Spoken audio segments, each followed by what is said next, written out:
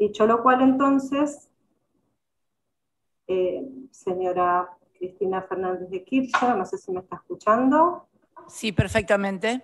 Muy bien, tiene la palabra. Bien. Muchísimas gracias, presidenta.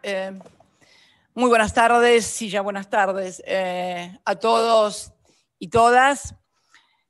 Yo antes de introducirme en la cuestión estrictamente del planteo que efectuara mi defensor, el doctor Beraldi, y el que acaba de ratificar, creo que en virtud de esta causa, que se conoce popularmente con el nombre de memorándum, pero que nos tiene aquí sentados y conectados, acusados de ser encubridores del más terrible atentado terrorista que sufrió nuestro país. Este próximo domingo se van a cumplir 27 años.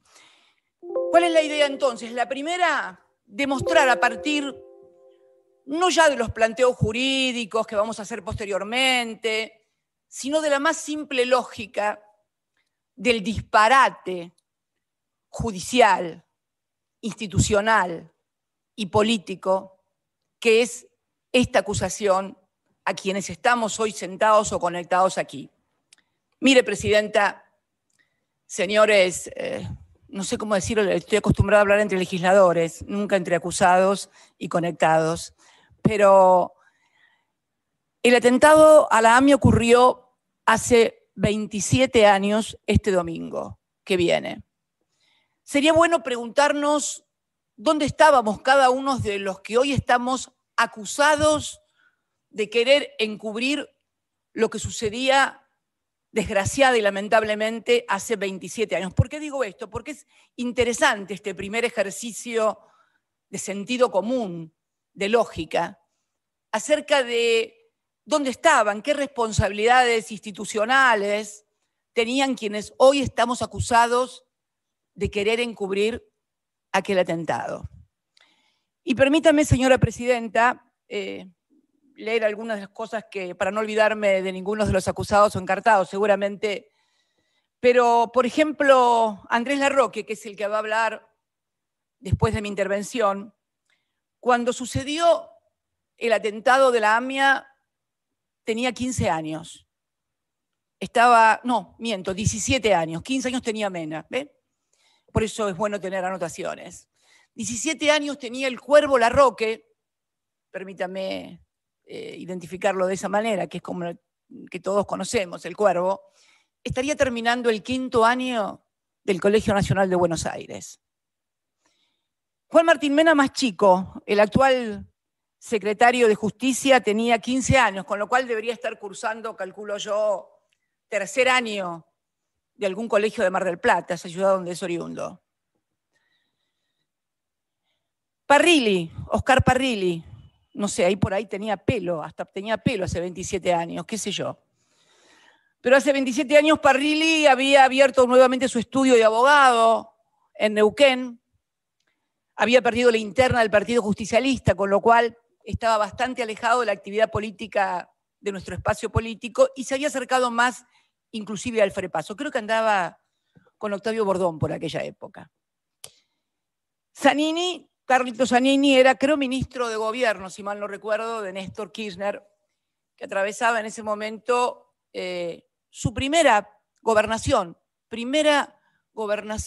de Néstor Kirchner, 91-95. Carlos creo que era el ministro de gobierno. Angelina Bona, no sé por dónde andaría, pero me parece que en ese momento creo que era empleada de la empresa provincial de servicios públicos en Río Gallegos. Al Chango Suaín le comenté esto y me dice, no, yo recién entraba a la Cancillería como secretario de tercera. Timerman, no lo tengo presente para preguntarle dónde estaba, pero encontré una vieja nota del diario Clarín del 26 de septiembre del 98. El título era Medios, : Román Lechman, 3 puntos, que era una revista de aquella época, tiene nuevo director. brevemente le leo un trocito de la nota. La revista Tres Puntos estrena cambios. Su director, hasta el día de ayer, Héctor Timerman, decidió retirarse y nombrar al frente al periodista Román Lechman, que desde hace 2 meses se desempeñaba como su asesor. Timerman, sin embargo, seguirá presidiendo la sociedad anónima que publica la revista, porque sigue diciendo que se quería dedicar a la radio y continuará publicando las cartas de su padre, Jacobo Timerman. Yo ni lo conocía, la única mención que podía hacerme alguien de Timerman allá por el 94, cuando estalló la AMIA, era la de su padre. Yo había conocido a su padre y no lo había tampoco conocido personalmente, sino simplemente como director de aquel memorable diario que fue La Opinión, que marcó toda una época en el periodismo argentino. ¿Y dónde estaba yo? Yo estaba sentada en una banca en la provincia de Santa Cruz, era legisladora provincial. Como usted verá, no teníamos ningún contacto. O sea, ¿por qué es importante esto? Porque dicen los que investigan los crímenes, los que investigan ilícitos, que los encubridores normalmente son los que tienen intereses o conexiones con los autores materiales o con los autores ideológicos, o que tal vez teniendo responsabilidades institucionales en materia de seguridad, de inteligencia, en ese momento, tratan después de borrar la responsabilidad que tuvieron o que no ejercieron para prevenir semejante atentado. Esto solo debería conducirnos a comprender la magnitud de lo que sucedió con esta causa, con la que recién tomo contacto, fíjese, señora presidenta, en el año 96. ¿Y por qué? Porque en el año 95 la provincia de Santa Cruz me designa como senadora de la misma, en representación en el Senado de la Nación, y cuando ingreso como senadora, juro como senadora un 10 de diciembre de 1995, al año siguiente, en el 96, se designa una comisión bicameral, se aprueba por ley, una comisión bicameral de seguimiento a la investigación de los atentados de la Embajada de Israel y de AMIA. Había mucha disconformidad con todo lo que estaba pasando, no se sabía quiénes eran los responsables. Y es así como tomo contacto por primera vez siendo miembro de esa comisión bicameral. Esa comisión bicameral funcionó hasta el año 2001 aproximadamente. Estaba integrada por muchos diputados y senadores, pero realmente los que trabajamos durante todos esos años fuimos muy poquitos, éramos 5, si mal no recuerdo. Quien era su presidente, el gringo Soria, que es el papá del actual ministro de Justicia, de Martín. Juan Pablo Cafiero, Juanpi Cafiero, que es el papá del actual jefe de gabinete, pero que en ese momento estaba en el Frepaso, se había ido del peronismo Juan Pablo, y era legislador por el Frepaso. Marcelo Stubrin por la UCR y Melchor Cruchaga también por la UCR, que ya falleció, un gran dirigente, un gran ser humano, Melchor Cruchaga. Bueno, conformamos esa comisión que tenía contacto permanente con el entonces juez de la causa, Juan José Galeano, hemos ido a los organismos de inteligencia. Al cabo de un tiempo, la investigación comienza o a complicarse, o a avanzar, o a tener diferencias, y se comienzan a publicar informes. El último informe se publica en el año 2001. Yo ya tenía una posición sumamente crítica respecto del curso de la investigación que desarrollaba el entonces juez federal Juan José Galeano. Muy crítica, lo que me valió enfrentamientos en el seno de la comisión, porque yo veía que no íbamos a ninguna parte, y sobre todo porque me daba cuenta que la AMIA se había convertido en un teatro de operaciones de la política interna y de la política internacional. Y produje un informe, el último informe de la comisión, creo que es la del 2001, produjo un informe en disidencia, manifestando todo lo que yo pensaba acerca de esa investigación, que no iba a conducir a conocer la verdad, que era lo que los familiares, yo hablaba mucho con los familiares en la comisión de la AMIA, tuve muchas reuniones con Diana Malamud, con Laura Ginsberg, que en ese momento eran parte de Memoria Activa, luego, bueno, surgieron diferentes organizaciones en el seno de los familiares. Y realmente en el año 2001 fue el último informe que produjimos en el cual me manifesté que yo decía que estaba haciendo algo como para encubrir la verdad, como para no conocer la verdad, tener un juicio, armar un juicio, si mal no recuerdo dije y firmé, armar un juicio y no conocer la verdad, que es lo que todos seguimos queriendo saber, la verdad sobre el tema de la AMIA. Bien, esta no es la primera vez tampoco que estoy en un tribunal oral, porque por el tema de la AMIA. Me tocó declarar como testigo en el tribunal número 3 en el año 2003, diciembre del 2003, hacía pocos meses que Néstor había asumido como presidente de la Nación y yo era senadora, y fui a declarar como testigo precisamente, fuimos todos a declarar, todos los miembros de aquella comisión, el doctor Cafiero, el doctor Soria, Cruchaga, Stubrin, fuimos todos a declarar a esa comisión, a ese tribunal oral, como testigos. Es notable, ¿eh? Y no tampoco fue la primera vez, y la segunda vez creo que fue luego del 2015, ya era fiscal la doctora Sabrina Namer, y ahora estoy como encubridora de aquel atentado al que fui a 2 juicios orales a declarar como testigo. Esto revela un poco el disparate, el dislate que significan todas estas actuaciones. En aquel tribunal oral número 3 que finalmente declara nulo todo lo actuado y comienza el enjuiciamiento contra el juez Galliano por encubrimiento. En aquella oportunidad, en una audiencia, dije que la causa de la AMIA lamentablemente se había convertido en un escenario, en un tablero de ajedrez, del ajedrez de la política nacional e internacional. Y realmente allí se decretó la nulidad porque se comprobó que se habían pagado $400.000 a el testigo, el imputado Tejeldín, para que imputara a policías de la provincia de Buenos Aires. En aquel momento, cuando se produjo esa imputación, cuando fueron presos los policías, se disputaba en la República Argentina el tema de la presidencia en nombre del Partido Justicialista. Y bueno, algunos creyeron que de esa manera iban a perjudicar a quien finalmente resultó ser el candidato, que fue el doctor Eduardo Duhalde, quien un tiempo antes de aquella denuncia contra la policía de la provincia de Buenos Aires, como prácticamente coautora del atentado, había dicho que la policía bonaerense era la mejor policía del mundo y esto había tenido muchísimos titulares. Esto un poco ratifica que desde su inicio esta causa tuvo una marcada orientación a intervenir o a ser usado un drama como este en la política interna y también en la política internacional. Bien, ahora vamos al contexto. Hecha esta breve introducción que tenía que ver con ponernos en un cuadro de situación y darle sentido común a lo que está sucediendo y a lo que sucedió.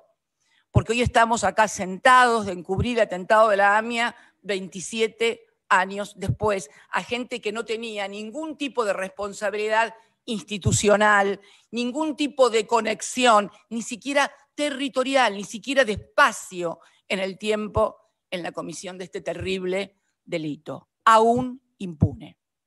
Y no me queda ninguna duda que uno de los problemas de la impunidad fue precisamente este manejo político que se le dio a la causa. Bien, ahora entrando en el contexto en el cual se plantea y se hace este planteo de nulidad, es importante entender el contexto en el cual se producen los hechos que son los que fundamentan este pedido de nulidad que formuláramos oportunamente.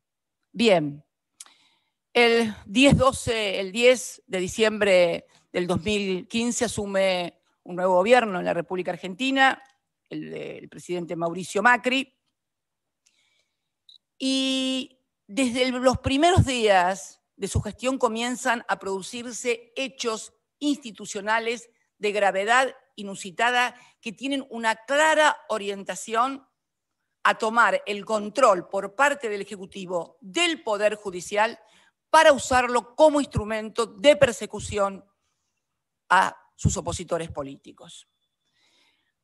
A los 4 días, el 14 de diciembre, el Poder Ejecutivo dicta el decreto número 83, por el cual nombra por decreto a 2 miembros de la Corte. Sí, se intenta nombrar por decreto a 2 miembros de la Corte. Y una de las personas que interviene en esta operación es el doctor Rodríguez Simón, más conocido popularmente como Pepín, y que se encuentra hoy prófugo en la República Oriental del Uruguay. Esto fue el que lo asesoró a Macri para hacer esto, está reconocido por el propio expresidente Macri, fue precisamente este asesor presidencial, el doctor Rodríguez Simón, hoy prófugo, que además integra, como lo vamos a desarrollar más adelante, lo que se conoció y que hoy es motivo de causa judicial como la Mesa Judicial del Macrismo.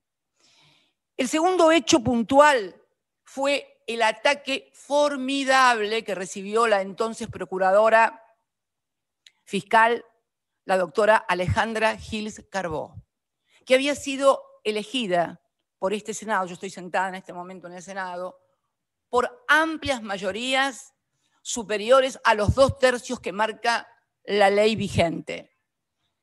Esta persona, que tuvo una conducta intachable, fue perseguida públicamente, denostada con prácticas cuasi mafiosas o mafiosas directamente, amenazando a sus hijas, publicándose los teléfonos de las hijas para que la gente las agraviara, las insultara, las persiguiera y las hostigara.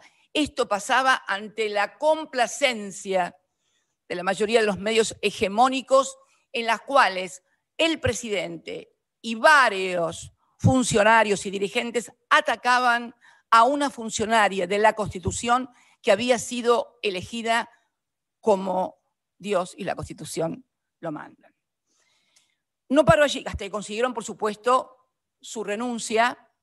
Hay también hoy una causa penal. El doctor Alberto Fernández, actual presidente de todos los argentinos y de todas las argentinas, ha reconocido y ha dicho que fue a ver al doctor Ercolini por qué perjudicaban y por qué perseguían a la doctora Gil Carbó, y el doctor Ercolini le dijo que no tenía más remedio que hacerlo. El tercero fue la designación en 2 organismos del Poder Ejecutivo, como es la Oficina Anticorrupción y la UIF. La Oficina Anticorrupción, que fue una creación, si mal no recuerdo, del gobierno del doctor de la Rúa, exigía, para ser su titular, el título de abogado o abogada. Modificaron por decreto de necesidad y urgencia la ley para que una exdiputada de Cambiemos, la diputada Laura Alonso, que no tiene título que acredite que podía ser, no es abogada, para que lo pudiera ocupar una persona que no fuera abogada. La pusieron así, modificando una ley. En la UIF, que es la Unidad de Investigación Financiera, se puso como titular, atención con esto, al doctor Mariano Federici. Mariano Federici era ex asesor del Fondo Monetario Internacional. ¿Le suena, no? Y como vicepresidenta o como vicedirectora de esta unidad, a la doctora María Eugenia Talarico. ¿Quién era María Eugenia Talarico? Era asesora abogada del HBC. Como usted recordará, señora presidenta, y como recordarán todos, durante mi gestión y merced a un convenio con la República de Francia, pudimos acceder a más de 4.000 cuentas que el HBC había creado para sus clientes argentinos para poder hacer lavado de dinero. Esa fue la persona que designaron en segundo lugar. Y también la designaron como jefa de Relaciones Humanas a María Pía Monjes Calcaterra, prima del presidente. Estas 2 instituciones, la Oficina Anticorrupción y la Unidad de Investigación Financiera, inmediatamente se convirtieron en querellantes de todas las causas en las cuales había un acusado acá para actuar, no para averiguar la verdad, sino para perseguir de una forma totalmente anómala e impropia. de la que se ha dado cuenta en numerosos expedientes. También en la FIP se dispuso un conjunto de personas para poder investigar y perseguir. Hay expediente judicial que también tramita en Comodoro Pi por denuncia efectuada por la actual administradora, por la actual directora de la FIP, la licenciada Mercedes Marcó del Pont. Se descubrió que había células organizadas como tal adentro de la FIP que para perseguir exactamente a mi familia. Concretamente, se pudo comprobar que en los sitios que teníamos como contribuyentes, mis hijos y yo, registran el nivel de ingresos más altos, más de 30.000 ingresos, y además se pudieron comprobar todas las maniobras fraudulentas de persecución que se hicieron para perjudicarnos. En el BCRA también, a cargo de Sturzenegger, en una reunión del Banco Central, del directorio del Banco Central, se puso una foto de mi hija y se le preguntó a los que estaban en esa reunión, entre los cuales estaba uno de los directores, que finalmente lo denuncia, qué ideas tenían para esa persona. Esa persona era mi hija, y entonces se pedían ideas para acusar y para perseguir. UIF, Oficina Anticorrupción, miembros de la Corte, magistrados de la Corte nombrados por decreto, AFI. Nosotros habíamos hecho una profunda reforma en la AFI en la cual habíamos eliminado los gastos reservados. Allí nombran a un amigo del alma del anterior presidente, a Rivas y Magdalani, y ahí comienza también la persecución de la cual hoy hay varias causas en distintos juzgados, en Lomas de Zamora y acá en Comodoro Pi, acerca de espionajes, no solamente a los opositores, no solamente a mí en el Instituto Patria o en mi casa, sino también a algunos funcionarios y aliados y amigos del propio expresidente. También en ese marco surge una nueva doctrina en el ámbito del Poder Judicial, que es la doctrina Irurzun, la doctrina del poder residual. Ya la prisión preventiva no es para aquellos que tienen posibilidades de escaparse, hay temor fehaciente y genuino de que esa persona rehuya el accionar de la justicia y se escape o pueda... No, se genera una doctrina del poder residual. Todo aquel que fue funcionario del anterior gobierno, obviamente, tiene un poder residual que lo convierte en alguien peligroso que puede incomodar una investigación. Por lo tanto, hay que investigarlo, pero preso. Hay que investigarlo, pero preso. Esto de la presunción de inocencia salta por los aires, vuela, estalla en 1000 pedazos en la República Argentina a partir de la instalación de la doctrina Irurzun. En el Consejo de la Magistratura también hay movimientos en este sentido. Se apropian de una silla del Consejo de la Magistratura que correspondía a la oposición y la ocupa el diputado Tonelli en nombre del oficialismo cuando le correspondía a la oposición. En aquella famosa sesión en la cual se produce esto, inclusive el presidente felicita al entonces representante del Poder Ejecutivo, Juan Bautista Maíquez, hoy fiscal general acá en Cava, en la Ciudad de Buenos Aires, en el gobierno de la Ciudad de Buenos Aires, lo felicita por la maniobra de poder haber desplazado del lugar que le correspondía a la oposición y haberse apoderado de un sillón del Consejo de la Magistratura. También participan en los traslados de Bruglia y Bertuzzi, que ya creo que de tal no requiere mayores explicaciones. Hoy está haciéndose el concurso para que sean reemplazados ambos funcionarios. Se ponen a dedo jueces, violentando todas las garantías constitucionales del juez natural, jueces que luego convalidan todas y cada una de las tropelías que determinados jueces, no todos, determinados jueces hacen en la primera instancia de Comodoro Pi. Es más, en esta causa, antes de este tribunal, señora presidenta, que usted hoy preside, se intentó poner un tribunal oral a dedo El número 9. Ya no solamente no teníamos jueces naturales en primera instancia, no teníamos jueces naturales en segunda instancia de apelación, sino que además en el tribunal oral tampoco íbamos a tener jueces naturales, íbamos a tener jueces ad hoc. Esto, afortunadamente, fue abortado por la Corte en una acordada que fue la acordada 418 frente a lo que iba a constituir, sin dudas, uno de los mayores escándalos judiciales de los que se tenga memoria, como lo es también hoy este. Y la otra cuestión fue la mesa judicial. Se naturalizó en la República Argentina que existía una mesa judicial. ¿Y por qué digo que se naturalizó? Porque uno lo veía, lo miraba en los noticieros, lo leía en blanco y negro en las páginas de los diarios, en los portales. Se reunió la mesa judicial y de allí salían las decisiones y las órdenes para el Poder Judicial.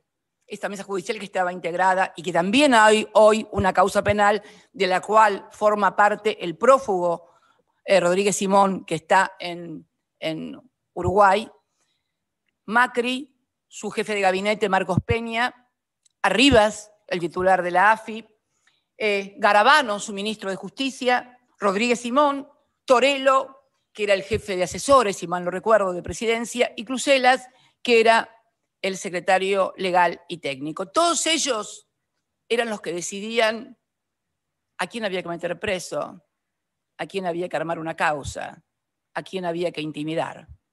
Esto sucedió en la República Argentina y de esto dio cuenta además en un informe lapidario el doctor García Sayán, que es el relator especial de Naciones Unidas ante denuncias que se le efectuaron en ese ámbito. El doctor García Sayán hace un informe como relator en materia de independencia de abogados y magistrados de Naciones Unidas, lapidario respecto de cómo estaba funcionando el Poder Judicial en la República Argentina. Bien, en este contexto que acabo de describir, institucional, en el cual se prepara al Estado para que en lugar de perseguir el bien común, la verdad, la justicia, el bienestar, sirva como un instrumento de persecución para un determinado sector de la política, que por supuesto era yo su cabeza. Así se dan las causas en las cuales se inician. Dólar Futuro, que bueno, también tuvimos una audiencia en la cual... porque además, perdón, algo que son tantas las cosas que han hecho, que uno se va olvidando. Yo creo que la memoria debe tener algún sistema de autoprotección que tapa las cosas que han sido tan feas y tan malas para poder resistir y para poder seguir viviendo. De eso se trata, ¿no? En todas las causas mías de primera instancia, yo tengo jueces de atracción. Surgió una nueva figura. Así como hay fuero de atracción en materia de sucesiones, así como hay fuero de atracción en materia de quiebras, bueno, Cristina Fernández de Kirchner inaugura una nueva figura jurídica en la República Argentina, jueces de atracción. Los únicos dos jueces que me tocaban en Comodoro Pi eran Ercolini y Bonadío. Podía sortearse lo que se sorteara, podía hacerse de la manera que se hiciera. Siempre eran esos dos jueces. Y además, los dos jueces que siempre intervenían, salvo en una causa, en todas las demás, en casación, eran Hornos y Borinsky. ¿Se entiende, no? En primera instancia, Ercolini y Bonadío. Si se escapaba algo en algún tribunal oral o cualquier cosa, estaban en casación Hornos y Borinsky esperándome, bueno, para darme lo que según ellos debería ser mi merecido, ¿no? Esto es lo que sucedió en la República Argentina en las causas en las cuales yo estoy acusada. Dólar Futuro.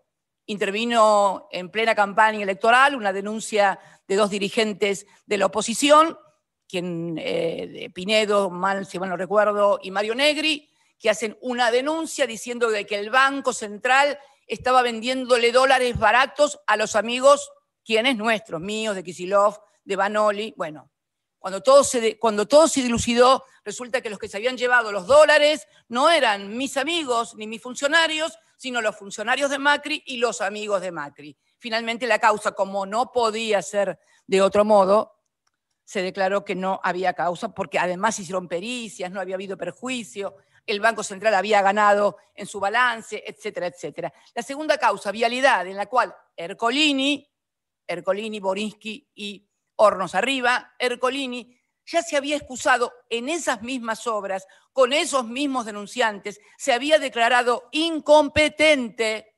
en el año 2008, 2009, 2010, no recuerdo exactamente, y había remitido las causas a Santa Cruz, donde fueron juzgadas y donde hay cosa juzgada. Sin embargo, el juicio de vialidad sigue adelante. ¿Quiénes están arriba esperando? Borinsky y Hornos. Tercer juicio, Otesur, los sauces. Bueno, esto ya es, hacen causas mellizas.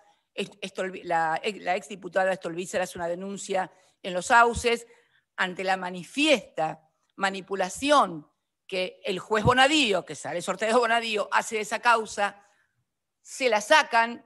¿A dónde va? Acertó, Ercolini. Y luego se hace otra denuncia más, melliza, ya no por Otesur, sino los sauces, va Bonadío. Finalmente todo termina en Bonadío. Y arriba, Hornos y Borinsky. Luego está la fotocopia de los cuadernos y sus satélites, ¿no? Bueno, eso es un verdadero compendio, eso va a ser el día de mañana un verdadero compendio de nulidades, ¿no? Porque esta causa se hizo en el marco de la ley del arrepentido, sancionada por el gobierno de Macri, en la cual se comprobó que a los que no se arrepentían y decían lo que Stornelli quería, iban presos. Si decías, Cristina es responsable de todo, quedabas en libertad. Lo más maravilloso es que el fiscal Stornelli, procesado porque se ha comprobado lo que ha hecho como fiscal, no porque un fiscal puede cometer un delito, pero no con motivo de su desempeño como fiscal, puede, no sé, haber atropellado a alguien con un auto, haberse peleado con alguien, no. Todas las causas están vinculadas a su ejercicio en el Ministerio Público Fiscal. Sigue siendo fiscal en la República Argentina. Bien, bueno, allí fui con Bonadío también, 8 indagatorias en un día.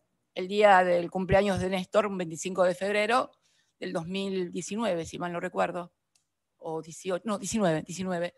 Me toma 8 indagatorias en un día. Bien. Yo quiero hacer una mención especial a una causa en la cual se dio y se conoce como la ruta del dinero K, le sonará.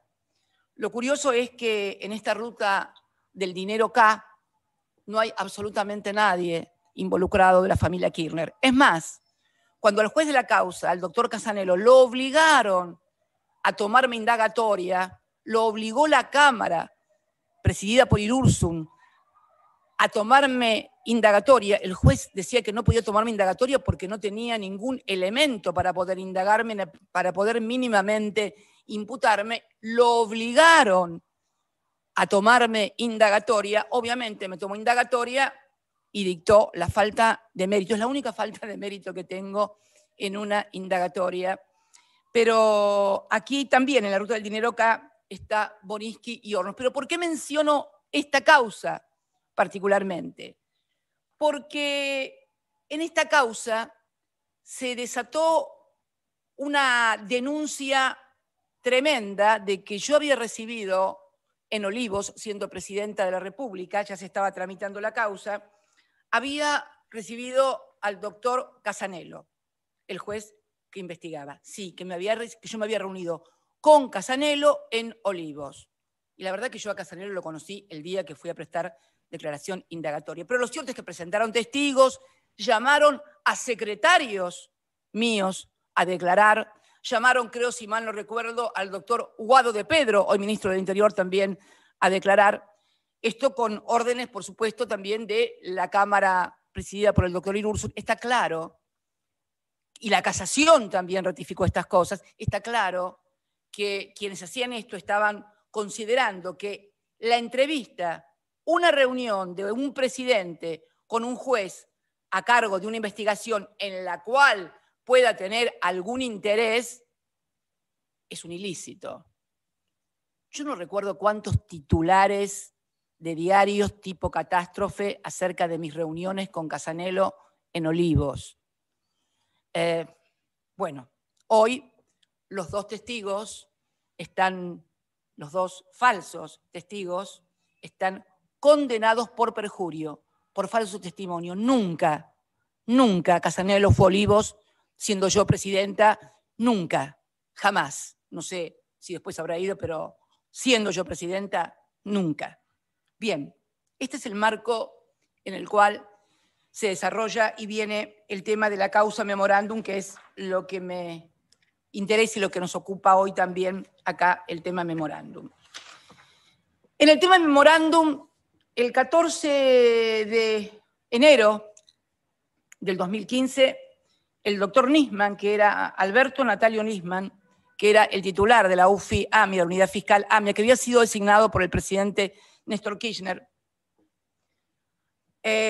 nos acusó al entonces canciller Héctor Timerman y a mí, entonces presidenta de la República Argentina, de haber firmado el memorándum de entendimiento con la República Islámica de Irán para encubrir a los autores del atentado y levantar las alertas rojas, levantando las alertas rojas. Este acuerdo, que había sido firmado por enero, si mal no recuerdo, del 2013, tenía un único objetivo: lograr que los acusados de haber sido los autores ideológicos del atentado contra la Mutual israelita pudieran ser indagados por el juez, porque sin indagatoria no había posibilidades de procesamiento y mucho menos de juicio. Este fue el motivo por el cual se firmó un acuerdo que además pasó por el Congreso, fue aprobado por ambas cámaras, pero que además jamás entró en vigencia. ¿Por qué no entró en vigencia? Simple, porque la República Islámica de Irán, que según el fiscal Nisman era la favorecida porque podía levantar las alertas rojas con la firma de ese memorándum, jamás su parlamento aprobó ese memorándum, que nunca entró en vigencia. Esta denuncia del doctor Nisman cayó en el juzgado del doctor Rafecas, que el 26 de febrero del 2015 sacó un fallo, diríamos, ejemplar, más que ejemplar, ajustado a derecho. Yo no creo en esos fallos ejemplares. Los fallos son ajustados a derecho o no ajustados a derecho. Podrá haber mayor verba, mayor lucimiento doctrinario, jurisprudencial, mayor o mejor pluma. En todo caso, será casi un halago literario, pero jurídicamente no hay posibilidades de hacer un fallo ejemplar. El fallo es ajustado a derecho o no es ajustado a derecho, sobre todo en materia penal, Bien, este fallo fue, desestimando la denuncia por inexistencia de delito, fue confirmado por la Cámara. Esto sucedía en el año 2015. En el año 2016 ya estaba el nuevo gobierno y ya había dos denuncias sobre los mismos. Hicieron uno de los querellantes que intervienen en esta causa, hicieron una denuncia sobre los mismos hechos, exactamente los mismos hechos que ya se habían investigado en el juzgado del doctor Rafecas, que ya había sido confirmado el fallo por la Cámara de Apelaciones, los mismos hechos. Se abre lo que se denominan causas mellizas. Algunos creen que solamente hay autos mellizos cuando se roban. Bueno, no. En nuestro país hay causas judiciales mellizas. Cuando no te gusta el resultado, como salió de un juicio, y podés armar otro para ver si podés lograr lo que no lograste en el otro juicio.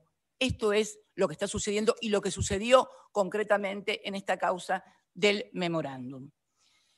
Paralelamente, intentan reabrir nuevamente la causa ya estamos hablando del año 2016, ¿no?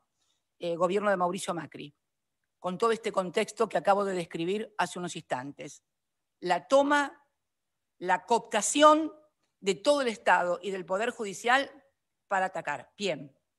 Intentan reabrir la denuncia que estaba radicada en el juzgado del doctor Rafecas. El doctor Rafecas la desestima y allí Hay una solicitada, creo que fue en el año 2017, una solicitada con un titular rimbombante. El juez Rafecas debe ser removido. El juez, repito, el juez Rafecas debe ser removido. La firman, entre otros, Etchevere, que era ministro de Agricultura, creo, el diputado Waldo Wolf y la entonces diputada Elisa Carrió. Sí, la misma que ahora impulsa a el doctor Rafecas como miembro para ocupar el cargo del Ministerio Público Fiscal. En el año 17 decía que debía ser restituido. Y no solamente dijeron que debía ser, pasaron de las palabras a los hechos. Se iniciaron causas en el Consejo de la Magistratura que duraron 2 años. Estas son las cosas cambiantes de la política en la Argentina. Estas 2 denuncias nuevas llegan a casación, ¿no? Y en casación caen Sala 1 y Sala 2, y en las 2 salas, Hornos y Boriski. En la 1 y en la 4. En la Sala 4 y en la Sala 1 de casación, en las 2 salas. Pero no es esto lo más terrible de todo. Llegan a su conocimiento y se declaran competentes. ¿Y saben qué? Ellos se habían declarado incompetentes en todas las causas de la AMIA, Hornos y Boriski, y había sido aceptada su excusación. Se habían excusado ellos en todas las causas porque habían tenido participación como fiscal o habían tenido algún grado de participación en todos los casos, que son los expedientes que acaba de mencionar la señora secretaria, que se acaban de adjuntar como prueba al presente juicio. En todos esos expedientes, ustedes van a ver que ellos, por decoro, delicadeza, y no sé qué otra palabra utiliza la fórmula esta de la excusación de los jueces, por decoro, delicadeza y no sé qué cosa, se habían excusado siempre con la AMIA. Y acá no podían excusarse, acá estaba Cristina. Y si estaba Cristina, bueno, no había excusación posible. Había que ir sobre ella y contra ella. Esto es lo que pasó.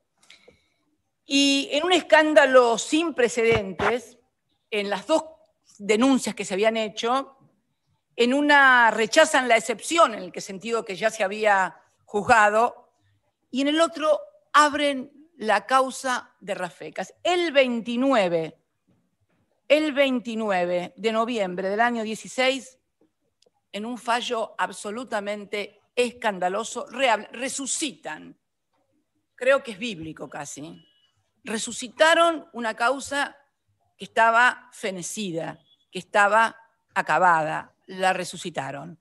La resucitaron y al otro día, porque esto es lo que llama más la atención,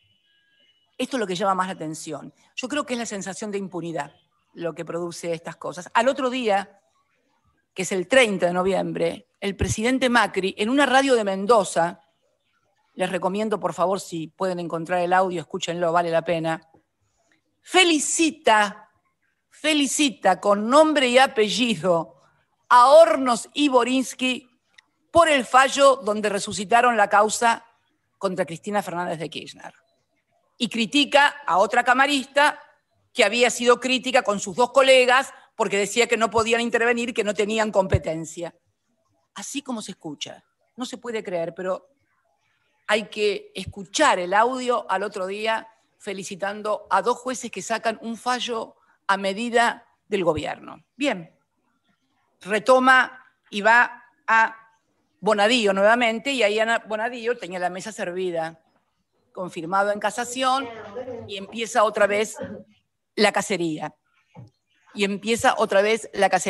Bueno, me pide el desafuero, no lo logra, pero sí logra encarcelar al doctor Zanini, logra encarcelar a Luis Delía, logra encarcelar a otros que están presos, creo que 3 o 4 meses. Incomprensiblemente todavía el doctor Zanini sigue pidiendo que alguien le explique la razón por la cual él estuvo preso 4 meses. Por supuesto, Boriski y Hornos convalidan todo lo actuado por Bonadío en primera instancia. En ese interín se conforma el Tribunal 9 ad hoc, a dedo, para juzgarnos, sale la acordada de la Corte, la 4/18, y es este tribunal que hoy estamos declarando el que finalmente tiene la competencia. Borinsky y Hornos no podrían haber tomado nunca parte en las actuaciones anteriores. Es más, la doctora Sabrina Namer, que es la integrante, creo, titular de este tribunal, que había sido fiscal de la UFAMIA, fue recusada por las querellas de los familiares de Sisevsky y creo de Daya, por haber sido fiscal en la causa AMIA. Es bueno, les recomiendo leer, hacer una breve lectura de las recusaciones de Borinsky y Hornos en todas las causas anteriores, que ustedes nombraron, algunas creo que fue Rivelli, otra fue Vicat, en todas, absolutamente en todas las causas que tuvieran algo que ver con el tema de AMIA, ellos se excusaban, salvo en estas. Bien, tardaríamos un poco más en enterarnos cosas que sospechábamos, pero que de repente, esto es como el rey desnudo, ¿no? Lo ven, pero hasta que por ahí dice alguien, ahí está el rey desnudo. Bueno, acá hubo alguien que encontró en un informe sobre ingresos tanto a la presidencia, a la Casa Rosada, como a la Quinta Presidencial de Olivos, encontraron, esto fue en febrero de este año, estalló el escándalo cuando se encuentran el ingreso del doctor Hornos y del doctor Borinsky asiduamente y siempre en coincidencia con las causas, tanto en la Casa Rosada por parte del doctor Hornos como del doctor Borinsky a Olivos. Mire, si me permiten leer. Se comprueba que el juez Gustavo Hornos visitó la Casa de Gobierno en las siguientes fechas: 22/12 del 2015, 5 de mayo del 2016, 8 de agosto del 2016, 31 de octubre del 2017, 16 de noviembre del 2017, 13 de agosto del 2018. Estos 6 encuentros fueron autorizados por el propio Mauricio Macri, según informa Poder Ciudadano. A raíz de esta revelación, un grupo de legisladores, entre ellos el doctor Martín Soria, que hoy ocupa la cartera de Justicia, hicieron una denuncia. Y también se descubrió que el juez Mariano Borinsky visitó la Quinta de Olivos, Borinsky un poquito más seguidos a Olivos que Hornos a la Casa Rosada. 15 ocasiones. En las siguientes fechas: 11 de agosto del 2016, 24 de agosto del 2016, 7 de septiembre del 2016, 15 de septiembre del 2016, 6 de octubre del 2016, 23 de diciembre del 2016, 16 de marzo del 2017, 21 de diciembre del 2017, 2 de agosto del 2018, 12 de septiembre del 2018, 14 de febrero, ahí cerca de mi cumpleaños, del 2019, 20 de junio del 2019, 15 de agosto del 2019, 4 de septiembre del 2019 y 23 de septiembre del 2019.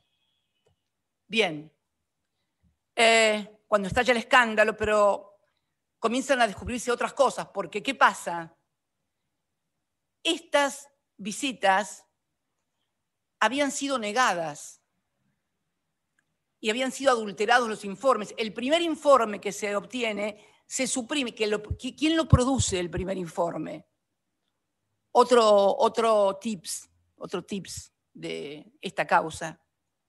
El privadísimo secretarísimo de Mauricio Macri, Darío Nieto, el que aparece en la causa de Lomas de Zamora con el teléfono en el cual da cuenta de sus reuniones, que va a haber, Borinsky viene por una cuestión legal y administrativa, y este secretario, Darío Nieto, adultera los informes, informa a los que ingresaron a la Casa Rosada y los que ingresaron a Olivos, pero en esas listas no aparece ni Hornos ni Borinsky.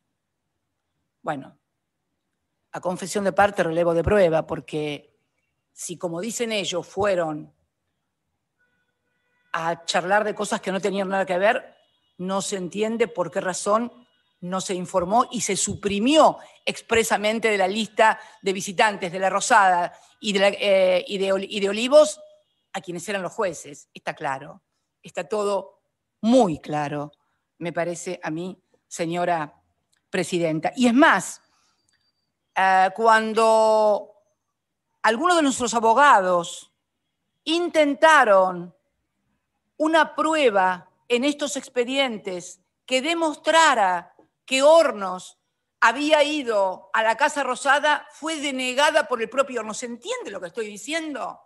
Le pido una prueba al juez, no importa cómo se llame, le pido una prueba al juez para que ese juez me diga si él estuvo en esa parte y el juez me la deniega y hacia mi derecho de defensa, de no considerarlo un juez imparcial, de no ser el juez natural.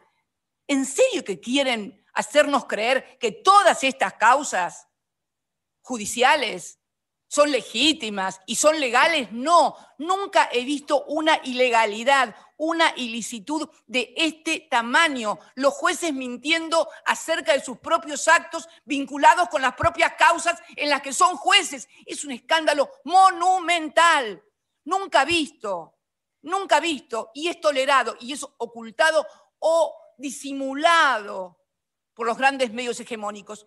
El otro día, una cosa que me sorprendió, un tiro para el lado de la justicia, voy a decir, en un programa de televisión, de un canal de TN, voy a decir, donde siempre hacemos nosotros las cosas mal y la oposición las cosas bien, fue el expresidente Mauricio Macri. Y dos periodistas le preguntaron acerca de esta cuestión. Y dice, bueno, no, pero Borinsky, no sé, pero ¿y usted qué diría si se entera que el juez de la quiebra del Correo va a jugar al tenis con Alberto Fernández? Bueno, creo que todos deben haber visto ese video que circuló en todas las redes y que marca la cara de esperpento, ¿no?, frente a lo que es una obviedad. Esto pasó en la República Argentina durante los 4 años del gobierno de Mauricio Macri y de Juntos por el Cambio. Si hacían estas cosas mientras hablaban de la independencia del Poder Judicial, yo los invito a recorrer los discursos de la independencia del Poder Judicial, guiados por el propio Macri. Iba a jugar al tenis con Borinsky.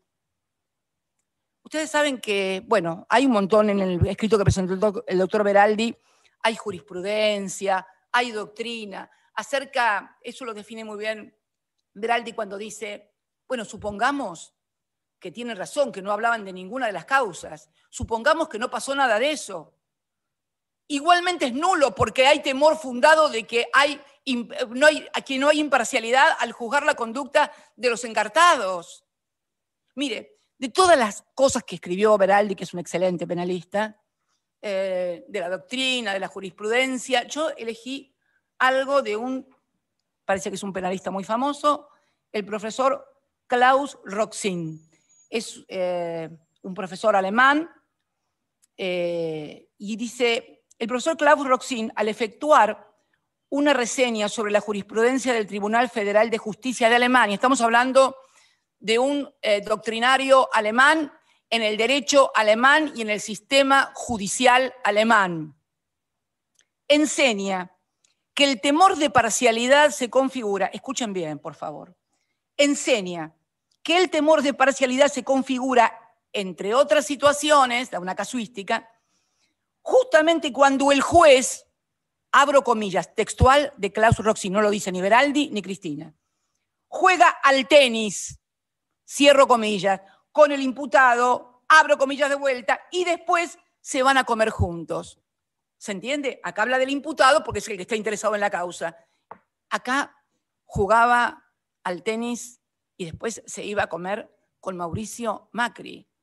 ¿Alguien piensa que ese juez puede ser un juez imparcial contra Cristina Fernández de Kirchner? ¿En serio que piensan que puede ser imparcial? Podríamos seguir, señora presidenta, perdón.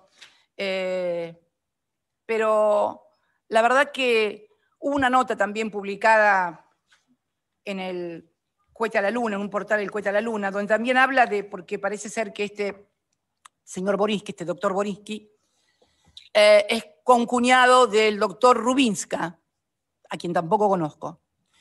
Y el doctor Rubinska está casado con la hermana de la señora del doctor Borinsky.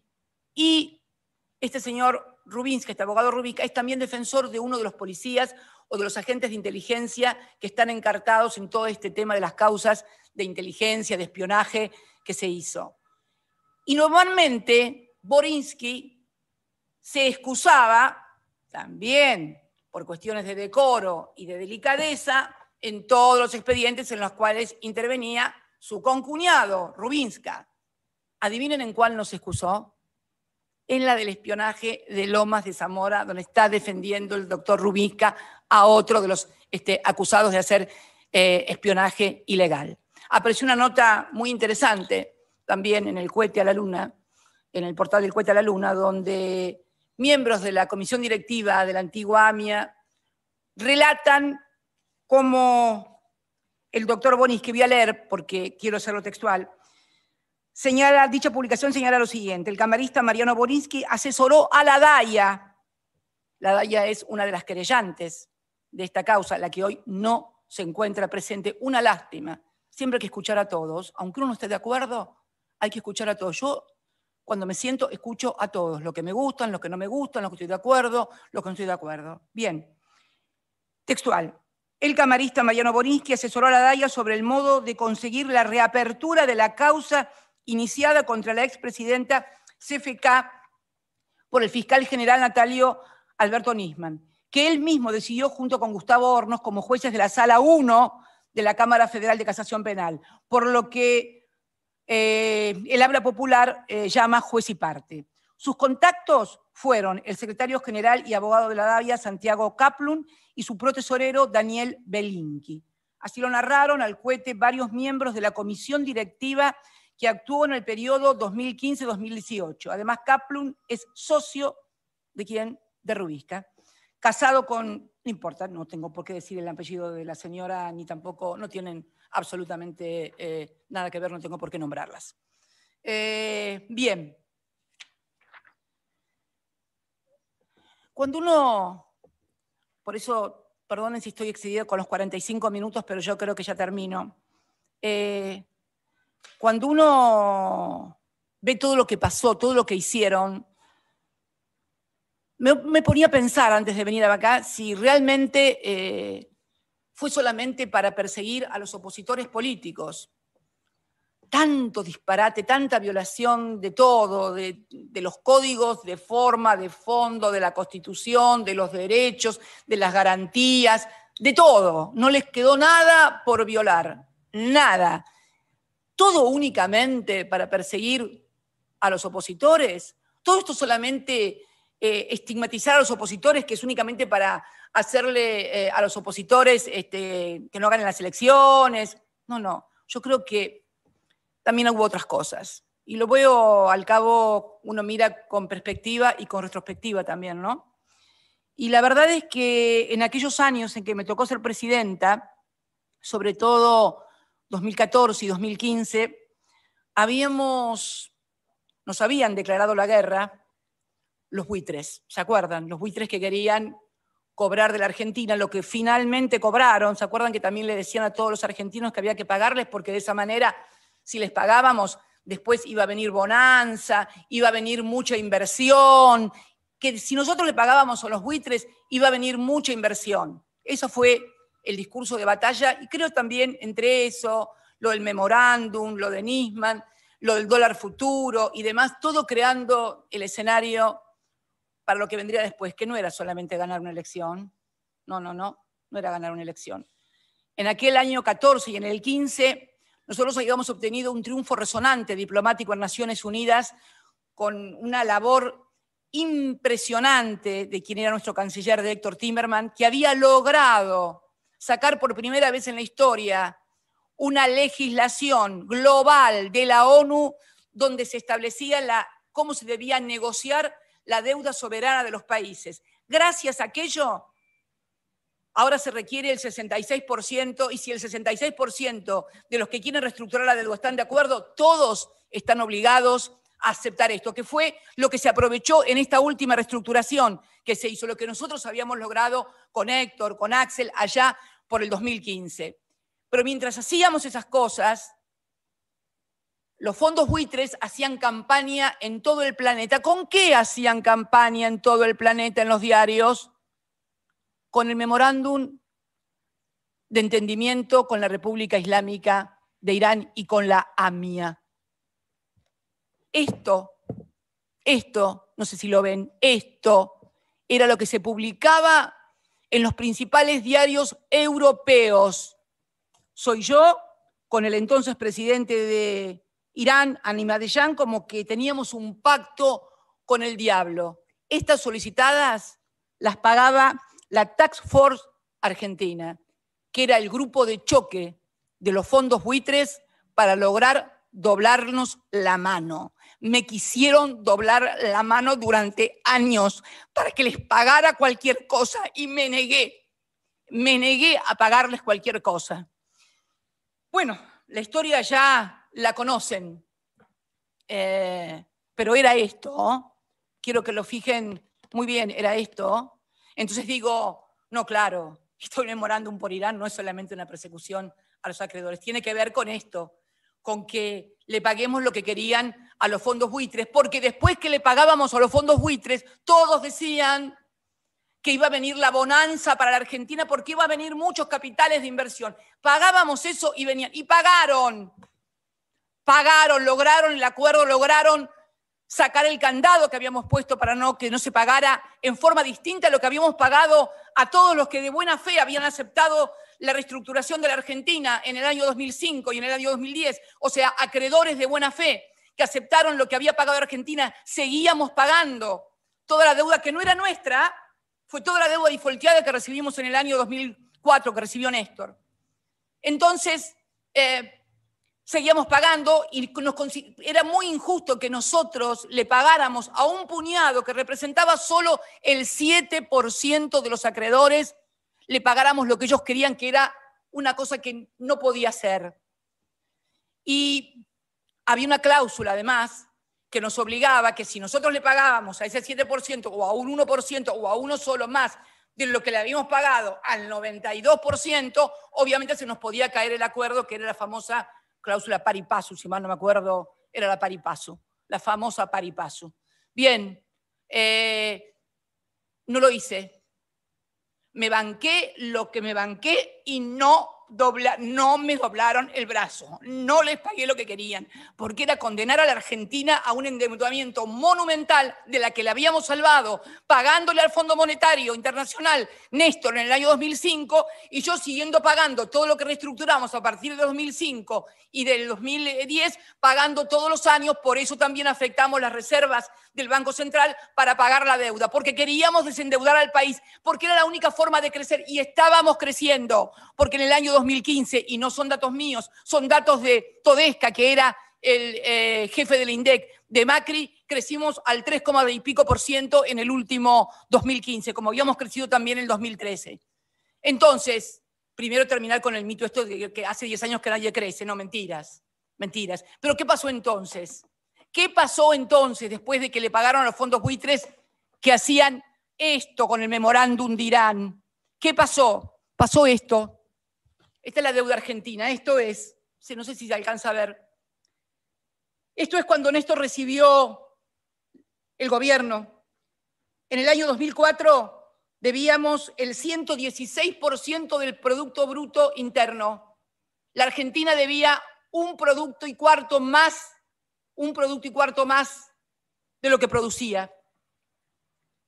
Este es el 2015, cuando termina nuestro gobierno, el 10 de diciembre del 2015, 37,4 solamente del PBI. Y ojo, que en este 37,4 está todo, pero teníamos en deuda, en moneda dura, únicamente un 13%.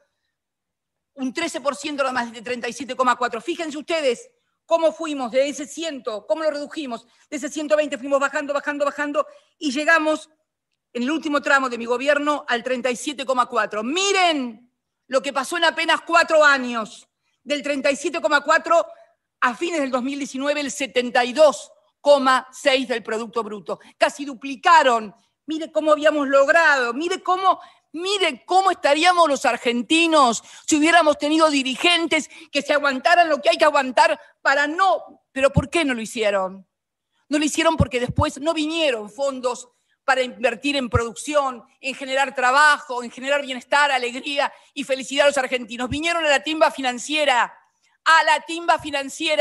Entonces, este memorándum, lo de vialidad, lo de dólar futuro, todo está armado para denostarnos a nosotros y que el pueblo argentino pueda entregarse débilmente a lo que siempre hicieron desde afuera, dominarnos a través de la deuda. Esto es lo que pasó en la República Argentina. Esto es lo que pasa con el memorándum de Irán. No hay otra cosa. Todo eso que dicen es increíble. Me duele tanto. ¿Saben por qué me duele tanto? Porque yo tengo 68 años.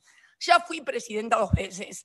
No me mueve nada más que el dejarles un país a mis hijos y sobre todo a mis nietos y a mis nietas mucho mejor del que recibió su abuelo en el 2003. Esto es lo único que me mueve. Parece ser que no lo entienden. Parece ser que solamente se rigen por lo que ven en los diarios. No pueden tener pensamiento propio para poder analizar un poco más profundamente de lo que sale en la televisión o de lo que sale en un diario. Así nos va y así nos va a ir a los argentinos.